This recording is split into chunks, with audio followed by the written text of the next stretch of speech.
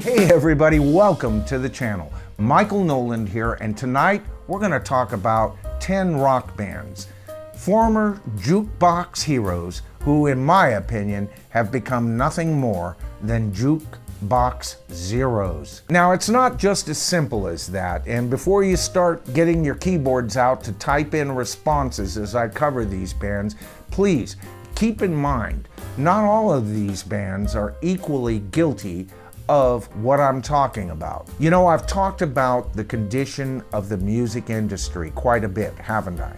And I've made it no secret that I feel like the music industry in general is nothing more than a comatose patient in a hospital who are basically receiving their nutrition, we're talking about money folks, through an IV. So tonight I'm going to cover 10 bands that I feel are guilty of bilking millions out of billions of dollars every year in the music industry. Now, as you know, I have blamed the music industry bigwigs quite a bit, haven't I? And if you read between the lines in my videos, I'm not too hep on most rock band managers, with the exception of Brian Epstein, Peter Grant, and the Eagles manager. I see most of them as a leech in the industry, nothing more than a leech to the band.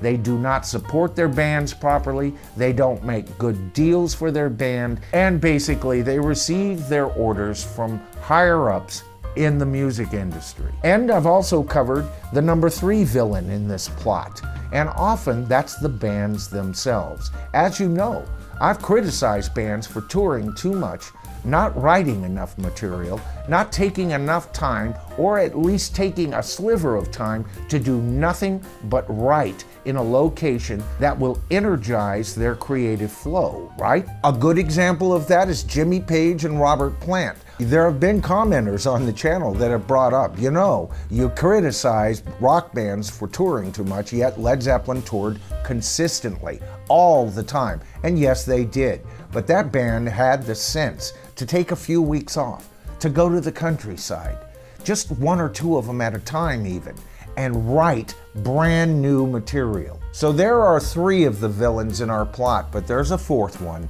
and unfortunately, that 4th villain can be you and I. So what do I mean by all of this? Well, how about fans who will go see any big named act, even though there are only 1 or 2, or in one case, in one band I'm going to bring up tonight, not a single original member left in the band, and all they do is tour performing the greatest hits of that band. Now, the 10 bands and 11 artists that I'm going to be covering tonight are all a bit guilty of this. Some more so than others, no doubt, and I may be stepping on some toes here tonight, but please listen to my reasoning and ask yourself if I don't make a bit of sense here. Okay, so the first 2 bands I'm going to identify tonight, I'm not even going to bother which gets the number 10 position and which gets the number 9 position, because they're both almost equally guilty of the same sins here. I mean, Styx and Foreigner are 2 wonderful bands from the 70s. You know, it's Styx and Foreigner, Kansas, Boston, Journey. These bands were a staple of not only FM radio, but AM radio, and kept the rock sound alive. But Styx and Foreigner, and especially Foreigner, had this wonderful sound. But for decades, both bands have been guilty of trading members like you would trade baseball cards. I can't stand that whole approach to rock and roll. And with the case of Foreigner, at least at last count, they don't even have a single original band member. What does that make them? That makes them a tribute band. Now, I'm not cutting down tribute bands. I've seen some amazing tribute bands, and I've never paid over $50 to see them. But these clones of rock and roll, continually to ask $200 plus price tickets for them. just to become really nothing more than a jukebox for you. Watch us perform like monkeys your favorite tunes. I can't stand the whole approach. It is destructive to the industry, and it is destructive to you and I. Now, I know there are those casual fans out there who pay top dollar to watch a rock band with a name just merely for the claiming rights. Well, I saw Foreigner. But did you? Did you really see Foreigner? Have you really seen Styx? Probably not, but I'll bet you at every cocktail party you bring it up, don't you? And my number 8 pick here is almost as bad. How about the new Cars? One original member, the guitar player, not even the original vocalist and songwriter for the band is there. And forget Benjamin Orr, he isn't around anymore, right?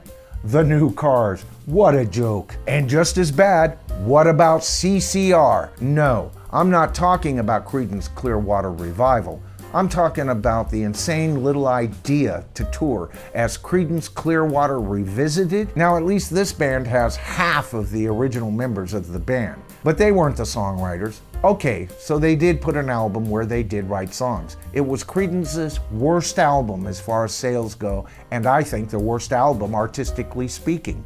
I love Sweet Hitchhiker though. No, don't tell me these guys don't know that there is a certain portion of concert goers who only go for the bragging rights, and they know there's money to be made there. It's all a money-making proposition. They're not recording brand new music and touring in support of a brand new album with brand new music, right? John, Tristan, you know what? If I want to hear those songs, I'll pay $200 to go see John Fogerty just as a single artist every freaking time, folks. But I'm not cutting down these members of Creedence Clearwater. These two members, though, even more so than Tom Fogerty, were guilty of thinking they were actually songwriters when they weren't. And yes, John Fogerty's got an ego that sometimes I just can't stand to listen to, but he is a true genius of rock and roll, and I'll see him with paid assassins on stage giving me his rendition of Creedence Clearwater Revival songs every single time, and I don't need John Tristan to translate his music for me. I wouldn't pay $50 to go see them. All right, so now we're gonna cover the first band on my list that I know I'm gonna get some feedback on, and probably not everyone's going to agree with me. Okay, so first of all, I am a big fan of the Doobie Brothers. Not such a great fan of the Don't Be Brothers. To me, the Doobie Brothers are kind of two bands in one. All right, I have my favorite band, and then I have my second favorite band. The favorite band, headed by Tom Johnston, Pat Simmons, and that whole lineup are by far my favorite iteration of this band. I could listen to them 10 times a day and never get bored. But when Tom Johnston had some medical issues and actually was burnt out and had to leave the band, up came Michael McDonald. I'm not cutting down even the material that this iteration of the Doobie Brothers covered. It was primarily Michael McDonald songs, a few Pat Simmons here and there, bass player still getting a couple of cuts. That was fine. Living on the Fault Line is a fine album, but it's nowhere near anything the Doobie Brothers put out before, not in my eyes. Now, don't get me wrong, I knew and was a fan of Michael McDonald long before he ever joined the Don't Be Brothers. I knew him when he was still attached to Steely Dan. And as far as I'm concerned, if they had made room for his writing skills, he would have been a perfect fit in that band. But that band was basically helmed by the two primary writers, of course, and they were writing at such a speed, there just wasn't any time, no space on any disc to include another writer. Now, don't get me wrong, some fine players came out of Steely Dan and joined the Doobie Brothers. Well, at least two of them, right? We have Jeff Skunk Baxter and Michael McDonald. Michael McDonald was never an official member of Steely Dan, but then again, probably you could say that Jeff Porcaro was not an official member of Steely Dan, just a guest drummer on a few of their cuts. With the exception of Donald Fagen and Walter Becker, there really were no permanent members of the band after the first 3 or 4 albums, right? And so all of us Steely Dan fans knew the nature of the band changed from album to album. And that was okay with us. You know, they were upfront about that. That was fine. And I'm not even saying that Jeff Skunk Baxter and Michael McDonald were in a wrong band. I just feel that they should have probably changed their name to the Doobie Brothers. That's all. And what the hell is going on with Fleetwood Mac? You kick out your main producer, 1/3 of your writers, and you start touring. I say kick Stevie Nicks out of that band. I don't want to hear from her ever again, and just bring him back, and I'll pay a couple of $100 to see that iteration of the band. Any iteration, as long as it has Mick Fleetwood and John McVie, is fine with me. That is, any other iteration of that band that hasn't been formed and whipped into shape by the mighty Stevie Nicks. You know how fast she can kill the spirit at any party? You just watch the DVD when they all got together, and it covers the whole formation of their new album. Right? This is where Lindsey Buckingham wanted to produce a double album of brand new material in a decade where that was considered a big no-no. There's even a section in there where the horseshit producers visit them and stroking their beards, wearing their long hair, thinking that somehow makes them look like they're rock and roll. And I know they have names in the industry, but I'm not even going to mention them here. I think that is their saddest moment in their own personal history, if you ask me. Here's this genius saying, I've got material. Here's this genius saying, you know, with Stevie and me, and we get all of the... No. Nobody was going to listen to him, right? And so what did we get? We got a so-so album. And why? Because Stevie Nicks had her way. Not a Stevie Nicks fan. I know she's a good songwriter. She's a good vocalist. I like some of her songs, but I can't stand the woman. Now, I know I'm going to hear from Stevie Nicks fans out there. I've talked to many of them over the years. It's Lindsey Buckingham that caused all the problems in the band. And yes, he did, but he came out of it fairly intact and has done nothing but try and get that band to make new material to no avail. Now, I'd pay $200 just to watch John McVie and Mick Fleetwood jam, but I wouldn't pay you $50 to watch that woman sing another song as long as I live. Now, number 4, I'm gonna get a ton of criticism. You think I'm gonna get criticism for my remarks about Stevie Nicks? This band should be untouchable. Black Sabbath. I love Black Sabbath. The original Black Sabbath. The original 4-man lineup. All of those albums are classic rock albums. And I'm even a fan of Ronnie James Dio's vocals, but he didn't fit the Black Sabbath motif to me. I'm sorry. I know I'm gonna get a ton of responses on that. And then with Tony Iommi reiterating the band every week and a half, I just lost interest in the band. Now, it is true, there has been talk since 2017 of a get back together with at least 3 out of the 4 original members. And that would be good. And if they do that, I'll be the first to take them off this list. In the 3rd position, the 3rd worst Jukebox Zero band in history, as far as I'm concerned, is Yes. What? Didn't you just put them on Rock Mount Olympus, Michael? Yes, I did. Please understand, and yes, videos are coming. I'm not talking about Steve Howe or Steve Ho, however you pronounce his damn name, and his band of cover cohorts. If you've seen Yes with the lead singer Benoit David, you're watching a freaking tribute band. And you're paying top dollar to do so. And if you're one of those people who need a bragging rights, don't bump into me at a cocktail party and explain to me that you've seen Yes. You've never seen Yes. You've seen a cover band with one original Yes member. Now, this is no discredit to Steve. He's a wonderful guitar player. And if we get into my top 20, he'll probably find a spot in there somewhere. And he was absolutely vital to Yes. But he's not a helmsman by any stretch of the imagination. And as soon as Chris Squire died, that was it. And when you can't bring in John Anderson as your lead singer, you've stopped having anything to say to me as a rock fan. So that's a big no to Yes. Now, this next band in the number 2 position, I'm going to probably get more arguments over than any band that I've chosen here, and that is Genesis. Evidently, on their latest tour, they have sounded amazing. Their couple of performances at Madison Square Garden seems to even been more amazing.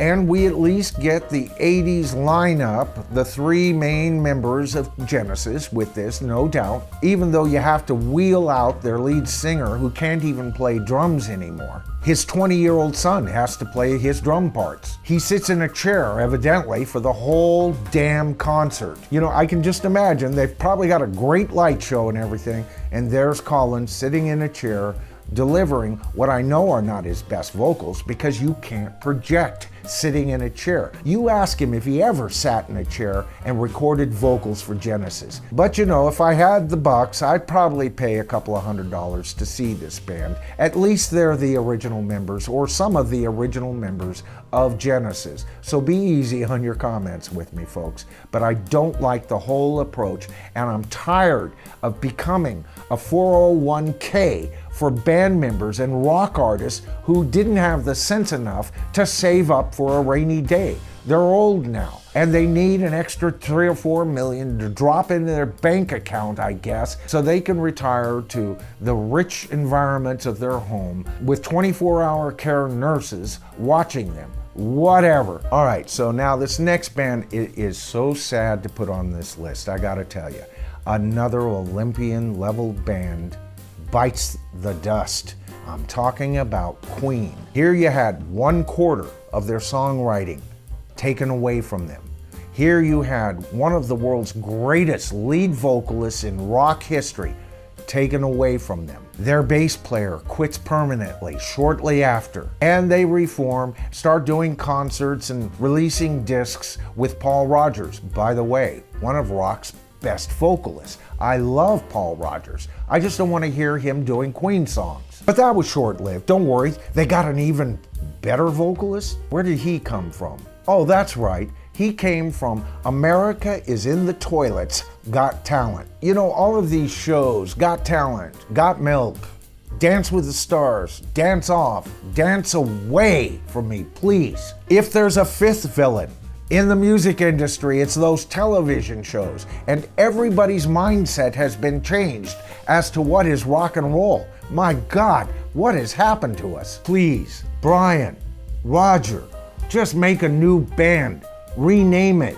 start writing tunes, and release an album. I'll come and watch you any day. Not with Lambert and that insipid movie, Bohemian Rhapsody. It should have been titled The Freddie Mercury Story. My God, the rest of the band's sitting around holding plectrums or drumsticks. They come off looking like secondary characters. That's not the reason why I loved Queen. I loved Freddie Mercury songs, but I also loved Brian May's, and I loved Deacons, and I loved their whole drummer approach. Like I've said, he could have been the lead vocalist in any top band in the 70s and 80s as far as I'm concerned. But this continual rehashing just to cash in sickens me to no end. You know, so many of us, we've worked jobs we didn't want to work for decades to set up a retirement system. Or if we moved from job to job, we always made sure we had a 401k, something to feed the kitty, right? I'm sorry these rock stars didn't have the sense to save up for a rainy day. It's now raining, they've got physical ailments, they're not making the money they once did, they're still living extravagant lives, and they need your money to propagate their continued existence until they finally die. Poor, broken, old farts. This is why we don't see one great band after another. You know, in the 70s, remember, there's Kansas, there's Boston, there's Journey. Well, you might think Journey. I didn't care for the band. I liked their first album, and I loved Neil in Santana, but the rest of it, nah. I'm sorry, it was corporate rock sounding. It was like Jefferson's Starship from We Built This City On. Grace Slick became a parody of herself at that point, and I wouldn't have paid $1 to go see them in that iteration. Only you and I can stop this nonsense. The music industry will keep shoving it down our throats as long as we're willing to pay for it. But until we stop paying $250 and way more to get the good seats, we're gonna get this crap time and time and time again. Okay, so that about wraps up the freaking video for tonight. Enough said, what do you think?